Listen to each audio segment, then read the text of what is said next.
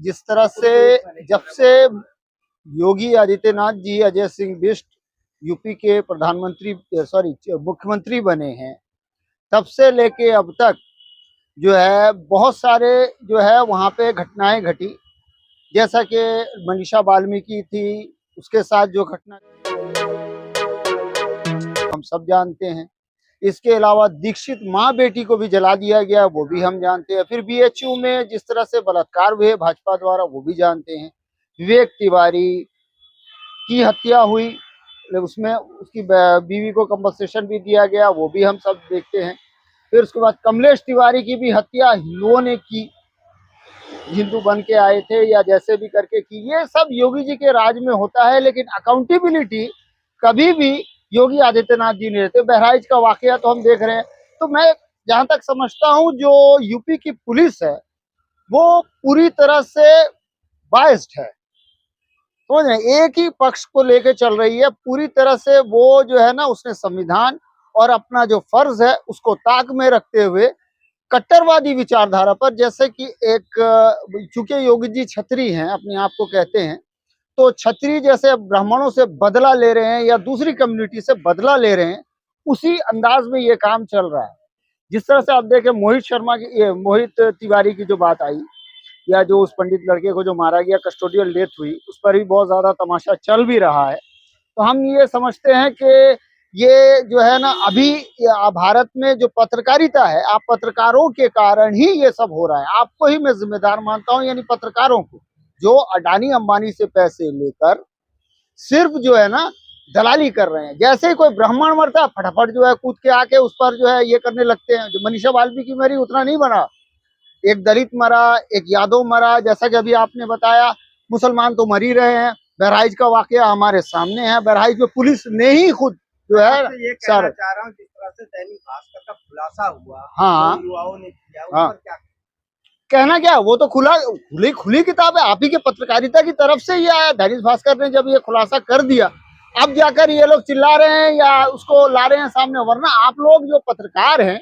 Maximum पत्रकार जो हैं, जो ये या तो सत्ता से डरते हैं या पत्रकारिता करना ही नहीं चाहते, ये है मसला। यहाँ पर मैं कहता हूँ ये रामराज चल रहा है। ये जितनी भी घटनाएं हुई हैं, ये रामराज की एक झलक है। थियोक्रेटिक रामराज देश में क्यों नहीं चलना चाहिए? जब हिंदुओं का देश है तो हिंदुवादी तो संगठन होंगे ना, चलेंगे, देखिए मैं भी निकलेंगे। नहीं, देखिए आपको पथराव करने की क्या आवश्यकता पड़ गई? नहीं, पथराव का जहां तक सवाल है, पथराव तो कश्मीर में भी होता है, पथराव तो हर जगह होता है। और पत्थर चलाने वाले अक्सर भाजपा वाले स्पॉन्सर्ड ही निकलते हैं। भाजपा आरएसएस के स्पॉन्सर्ड लोग ही पथराव करने वाले निकलते हैं। ये होता है क्योंकि सत्ता ही सब कुछ कराती है, ऐसा हमारा मानना है। सत्ता अगर चाहे तो कुछ नहीं हो। क्या 2014 से पहले सत्ताएं नहीं चल रही थी? क्या यहाँ पर भाजपा या एनडीए की सरकार पहले नहीं बनी, लेकिन ऐसा नहीं हुआ। सरकार पे सवाल उठा रहे हैं आप? बिल्कुल भी। अब योगी जी महान है, वो तो राम के अवतार हैं, पता नहीं क्या है, वो तो अवतार है, क्षत्रिय हैं, क्षत्रिय कुल के हैं। तो वो जो है यही करेंगे। शायद परशुराम ने जिस तरह से उनकी हत्या करवाई थी, या उनके वंश को 21 बार धरती से नाश किया था, वो शायद बदला ले रहे हैं ब्राह्मणों से। लेकिन ब्राह्मण पत्रकार हैं, भारत में दो ही हैं। भारत में दो ही ऐसे संवैधानिक संस्थान है, या जो जनता की बातों को लेके जाना चाहिए था। एक था जुडिशियरी, जहां से न्याय मिलना था, न्यायपालिका। दूसरा है मीडिया। इन दोनों जगहों पर ब्राह्मणों का कब्जा होने के कारण आज ये अंबानी अडानी के गोद में खेल रहे हैं, पूंजीपतियों के हाथ में जो है खेल रहे हैं, जिस कारण से आज ये सब तमाशा हो रहा है। रामराज का मतलब होता है कि सुकून शांति, लेकिन यहाँ नहीं, रामराज तो हमने देखे, वाल्मीकि अग्नि शर्मा के रामायण को भी हमने पढ़ा है, और रामचरितमानस को तुलसीदास गोस्वामी को भी हमने पढ़ा है। उन दोनों को हमें पढ़ने के बाद रामराज में हमने देखा कि गर्भवती पत्नी जो है छोड़ दो, घर से निकाल दो, सुपर्णखा का नाक काट दो, बाली की हत्या कर दो, ये वगैरह वगैरह, ये सब महान महान काम हुए हैं। शंभू की हत्या नहीं, ये ऐसी बात नहीं, ये कोई आस्था की बात नहीं है, ये कहानी में ऐसा वर्णन है। क्या सुपर्णखा की नाक नहीं काटी गई थी? क्या माता सीता को गर्भ अवस्था में नहीं छोड़ा गया था, घर से निकाला गया था, जंगल में भटकने के लिए छोड़ दिया गया था? ये तो हुआ था ना। बाली की हत्या नहीं हुई थी। बाली का क्या कसूर था, मुझे बताइए। क्योंकि मूल निवासी राजा था, उसको बताते हैं कि वानर था, फलाना था, ढिकाना था। वो पे छोड़िए, यूपी में हाँ, जो है लॉ एंड ऑर्डर कितना बढ़िया है। लॉ एंड ऑर्डर को तो हम देख ही रहे हैं ना। आप अभी भी रात को लड़कियां जो है गहना पहन के वो तो दिख रहा, क्या कहते हैं? मनीषा वाल्मीकि गहना पहन के निकली थी ना, क्या हाल हुआ। आधी रात को मनीषा वाल्मीकि गहना पहन के निकली थी, और वो जो है कुलदीप सेंगर जिस लड़की का बलात्कार किया वो भी तो गहना पहन के निकली थी नाबालिग। और वो जो लड़की जिसको दीक्षित माँ बेटी जला दिया गहना पहन के, तो वो भी निकली थी, जो बीएचयू में 3 ब्राह्मणों ने जिनका रेप क्राइम करने किया था। वालों की खैर नहीं है। हाँ वही बात है ना, वही खैर मैं देख रहा हूँ गोली मार दिया जाता है, सीधा, खबर बस होती है। बस चूंकि वो मुसलमान था इसलिए मार दो। जब अब जो 3 बीएचयू में कांड करके बैठे हैं उनको तो नहीं मारोगे। अजय मिश्रा टेनी का बेटा आशीष मिश्रा मोनू उसको तो नहीं मारोगे। क्राइम कर दिया, पुलिस के सामने खड़ा होकर किसानों पर चला दिया, उसका तो आप कुछ नहीं करोगे। कह दिया बटोगे तो कटोगे। नहीं इसमें ये अलग टॉपिक हो गया भैया, उससे क्या लेना देना है। आप एडमिनिस्ट्रेशन में बैठे हैं, बटोगे कटोगे के क्या मतलब है। पहले था ही कहाँ, पहले मिले हुए कहाँ हो। पहले सवाल तो ये है, आप मिले ही कहाँ हो। पहले से तो ब्राह्मण क्षत्रिय वैश्य शूद्र 4 वर्ण है, तो 4 जातियां हैं, ब्राह्मण सबसे उच्च है, उसमें कौन सी बड़ी बात है। क्षत्रिय का काम है, ब्राह्मण का तो वो बेटा है। योगी ने कहा कि हमने माफिया को मिट्टी में मिला दिया। हाँ तो जो वो बदमाश है सब घर से भाग गए हमारे साथ। तो अजय मिश्रा टेनी तो वही है। अजय मिश्रा टेनी आज भी वहीं बैठा हुआ है, और जितने गुंडे हैं सब वही है। खुद योगी जी पर 67 केसेस है, खुद योगी जी पर 67 केस है क्राइम के। वो फर्जी केस लगा दिया गया था जब आए अच्छा सत्ता ठीक में। है, वो आपके पर जो लगे फर्जी, हमारे पर कुछ लगे कर दो। अभी मैंने ही एक बात बोल दी थी कि भाई मोदी जी कितनी माँ है बाप है, सॉरी कितनी माएँ हैं आपकी यहाँ पर। मंत्री है मेरे उस पास सवाल कर रहे हैं आप। ना सवाल तो नहीं कर रहे भाई, हमारा काम है पूछना। हम तो दर्द से मजबूर हैं, हम तो थर्ड क्लास सिटीजन है भारत के, हम तो तीसरे दर्जे के नागरिक हैं।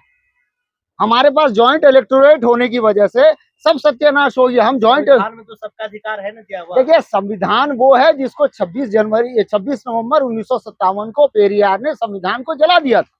पता नहीं उसमें क्या कमी थी, उसको हमें देखना पड़ेगा। उनका कहना है कि संविधान ही मनुस्मृति है, संविधान में जातिवाद है। पेरियार रामास्वामी नाम करता ग्रेट में। बाबा साहब का सवाल नहीं मैं विरोध मैं नहीं कर रहा हूँ, बाबा साहब का सवाल खड़ा कर रहे हैं क्या? नहीं मैं सवाल नहीं कर रहा हूँ। बाबा साहब ने तो खुद कहा था अगर संविधान चलाने वाले लोग गलत होगा अंततः संविधान बहुत बुरा साबित होगा। हाँ एक समुदाय विशेष पे हमेशा उंगली उठी रही है, जी जी मुस्लिम समाज पे, जी जी, क्रिश्चियन पे उठी नहीं है, सिख पे उठी नहीं है। क्या वजह है सिर्फ मुस्लिमों पे? क्योंकि मुसलमान यहाँ पर शासक वर्ग रहा है। 1191 से लेकर 92 से लेकर 1857 तक एक मुश्त 634 साल भारत पर मुसलमानों ने शासन किया। अंग्रेज ने कोई राज नहीं किया। सबसे पहले इनकी कॉलोनी थी, नो सिर्फ क्रिश्चियन कॉलोनी थी, ये ब्रिटिश कॉलोनी बना के भारत को रखा था। पैसे के दम पर कहा भाई हम यहाँ आए हैं, भाड़े के हैं। जब ब्रिटिश क्राउन को ये 1858 में गया, 1857 की क्रांति के बाद, तो उन्होंने कहा कि हम सिर्फ यहाँ पर आए, कॉलोनी है, जब ये तैयार हो जाएंगे अपने आप एबल कर लेंगे तो हम इनको जो है इनकी सत्ता सौंप देंगे। उन्होंने सौंप दिया, ये हो गई बात। क्यों अंग्रेजों के पीछे पड़ते हो? अंग्रेजों ने जो गलत किया भाई आपके पास अभी है ना, आप प्रिपेयर करो ना। महाराज की इंसाफ पर राजनीतिक लग रही है क्या? क्या राजनीति? वो तो आपको दिख गया ना, दैनिक भास्कर ने खोल के तो दिखा दिया ना राजनीति। ये तो सत्ता का कराया हुआ पूरा था। जिस तरह नाथूराम गोडसे गांधी जी को मारने के लिए वही गोरखपुर आदित्यनाथ के मठ से ही तो लेके आया था। उस पे बुलडोजर एक्शन तो हो रही है ना। किस पे बुलडोजर एक्शन हो रही है? किस पे बुलडोजर? बुलडोजर तो अभी सुप्रीम कोर्ट ने मना कर दिया, लेकिन चलो कोई बात नहीं, सुप्रीम कोर्ट की सुनता कौन है। सुप्रीम कोर्ट ना ईवीएम हटाने के नाम पर कुछ करेगा, ना सीए एनआरसी जो फालतू बिल लाया उस पर कुछ कोई एक्शन लिया, ना किसानों के बिल पर कोई एक्शन लिया, किसी पर कोई एक्शन नहीं लेता। वो चुपचाप बैठा रहता है, वो खाली देखता रहता है, कुछ काम नहीं। स्वतंत्रता सेनानी का कहना है हाँ कि अंग्रेजों ने हम पर बहुत जुल्म किया, लेकिन अंग्रेजों का नाम नहीं लिया जा रहा है, लेकिन मुगलों का नाम लिया जा रहा है, बदनाम किया जा रहा है। स्वतंत्रता सेनानी मुगलों का नाम? कौन मुगल ने कब जुल्म कर दिया भाई मेरे पर? मैं तो इतिहास का छात्र हूँ, मैं इतिहास का छात्र हूँ। हाँ जी, कहना है कि अंग्रेजों ने हमारे देश में बहुत जुल्म किया यहाँ के नागरिकों पर। हाँ हाँ, वही उनके नाम लेने के बजाय मुगलों का नाम ले रहे हैं, बदनाम करें, क्या कहेंगे? तो मुगलों को बदनाम इसलिए किया जाता है कि मुसलमान, देखिए वो सारे मुसलमान थे, मुस्लिम शासन हुआ है। मुगल का शासन तो सिर्फ 1526 से लेकर 1857 तक चला, उससे पहले जो चला वो सब मुसलमान ही थे, सुल्तान थे। तो बहरहाल मैं ये कहना चाहता हूँ, मुगल को इसलिए बदनाम किया करने की कोशिश हो रही है क्योंकि मुस्लिम कम्युनिटी से उसका ताल्लुक है ना, वो मुसलमान ही थे, उन्होंने यहाँ पे सब कुछ डेवलप किया। मुगल के दौर में जीडीपी नंबर 1 में थी, मतलब प्लस में थी। आज अमेरिका की जीडीपी से ज्यादा थी, +27 में थी। आज भारत की इकोनॉमी जो है -24 में है और जीडीपी -24 में है। कहाँ से पढ़ते हैं, कौन सा नहीं नहीं, website बिल्कुल देखते हैं, वो -4 में है। बिल्कुल वो है, वो भी हम बता देंगे, वो भी। इकोनॉमी आप 5वें नंबर पे आ गए इंडिया के। जो बोलने में तो मोदी जी, 3.94 हाँ ट्रिलियन की इकोनॉमी है। जी तो जी, 5वें ट्रिलियन में नंबर पे कितने है। जीरो होते हैं? ट्रिलियन में, छोड़ो, एक जीरो मिनट, छोड़ो। ट्रिलियन आप में बताओ। कितने जीरो होते हैं भाजपा वालों को आज तक ये भी नहीं पता है, लेकिन बोलेंगे जरूर। आप जैसी मीडिया ना, 80 आप करोड़ लोगों को राशन फ्री मिल रहा जी है। जी, यही तो बात।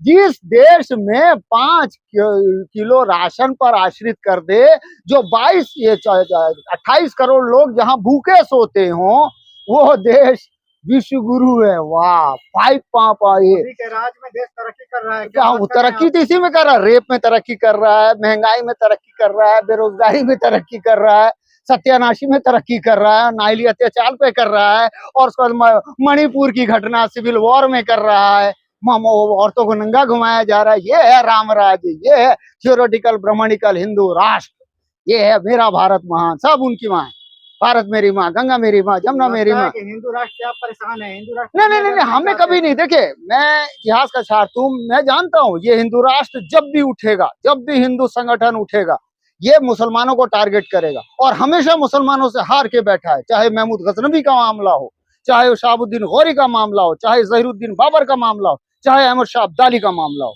इन पांचों हमारे बुजुर्गान ने इन सबको कुचल के रख दिया, और हम उनकी संतानें हैं।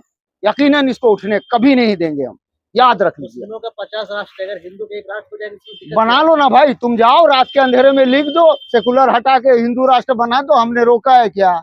हमें उससे कोई मतलब ही नहीं है। पेरियार ने तो उस संविधान को ही जला दिया, पेरियार ने उस संविधान को जला दिया। उस संविधान की कसम खा के तो मुसलमानों को गोली मारा जा रहा है। उस संविधान, कैसे कर सकते हैं? पेरियार ने संविधान जलाया था। 26 नवंबर 1957 को पेरियार ने संविधान का दहन किया।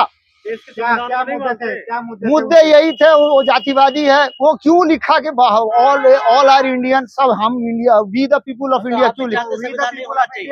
नहीं, क्या दिक्कत है? संविधान में संशोधन हो, वो संविधान सभा फिर से बने, सर्व समाज का उसमें योगदान हो। तब आप चाहते संविधान ना हो, बिल्कुल, जॉइंट इलेक्टोरेट न हो। मनुस्मृति क्या भाई, मैं नहीं जानता। हमारे दौर में तो कभी निकली नहीं, अंग्रेजों के दौर में निकाली गई। हम नहीं जानते मनुस्मृति क्या है ना। वो उनका है दिमाग में, वो बाबा साहब का मामला था, उन्होंने क्यों जलाया 25 दिसंबर 1927 को, वो समझे। वैसे संविधान को यहाँ पर 26 नवंबर 1957 को जला दिया पेरियार रामास्वामी नावकर ने। वो कहे कि भाई हमें इंडियन क्यों लगा। आज भी तमिलनाडु वाले कहते हैं भाई, जिस देश में जो है हिंदुओं की संख्या इतनी हो, उसको हिंदू राष्ट्र भाई। मैं बनने तो में आपको मैं नहीं, रुचि क्यों लग रही है? मुझे कोई भी रुचि नहीं लग रही। हमें तो कुछ, मैं तो कहता हूँ तुम बनाओगे तब तो हम यहाँ पे परचम हिलाल लहराएंगे, तभी मुसलमान यहाँ का शासक बन सकेगा। तुम बनाओ, हम तो कहते हैं वेरी गुड, आओ लगा दो, भगवा झंडा लगा दो लाल किले पर, फिर हम देख लेंगे। तो लाल किला हमारे बाप ने बनवाया, हमारे पूर्वजों ने बनवाया, वो इसलिए नहीं बनाया। एक बार आवाज आएगी दिल्ली चलो, आएंगे घेर लेंगे, हो गया। तुम बनाओ, तुम डिक्लेयर करो। लग रही है तभी तो आप बिलबिला रहे हैं ना। नहीं, हमको नहीं लग रही, हमारी सेना बन चुकी है ना, अम्बेडकरवादी सेना, वही अकेले संभाल लेगी। अम्बेडकरवाद जो है ना, नास्तिकवाद, अम्बेडकरवाद, फुले पेरियार के जो बच्चे हैं, वही काफी है। हम उनको आगे कर देंगे और हमारा काम हो जाएगा। और मैं आपके चैनल के माध्यम से एक संदेश देना चाहता हूँ, एक बात कहनी चाहता हूँ कि जो है हमें जो है ना, जॉइंट इलेक्टोरेट के बजाय सेपरेट इलेक्टोरेट सारे सर्व समाज को देना चाहिए। सेपरेट इलेक्टोरेट मुसलमानों का भी होना चाहिए, और SC/ST को 2 वोट का अधिकार मिलना चाहिए। और इसके अलावा वोटरों को वोटर पेंशन, वो बहुत जरूरी है। वोटर पेंशन मिलेगा, जैसा कि राहुल गांधी जी ने कहा था, उसको इम्प्लाई करना चाहिए। राहुल गांधी को ये करना चाहिए, वो ना करके लाके वो हिंदू हिंदू खेल खेलना बंद करे। राहुल गांधी जी से मैं सवाल करना चाहता हूँ, और उनको कहना चाहता हूँ, रिक्वेस्ट भी करता हूँ कि आप विपक्ष के नेता हैं, कम से कम इस मुद्दे को लाएं, और जो है ना लोगों तक जो है फायदा पहुंचाए। जब तक आर्थिक बराबरी नहीं आएगी तब तक देश का भला नहीं हो सकता। आखिरी सवाल है, हाँ। बहराइच हिंसा को लेकर हाँ। जनता को क्या संदेश देना? संदेश यही देना चाहता हूँ कि भाई एकजुटता बनाए रखें। कोई ऐसी बात नहीं, ये पुलिस का सत्ता का षड्यंत्र है। महाराष्ट्र का और झारखंड का चुनाव है, जहां चुनाव आएगा कश्मीर में हमला हो जाएगा, हिंदू मुसलमान होना शुरू होगा, MP में होगा, यूपी में भाजपा शासित प्रदेशों में हिंदू मुस्लिम शुरू होगा। ये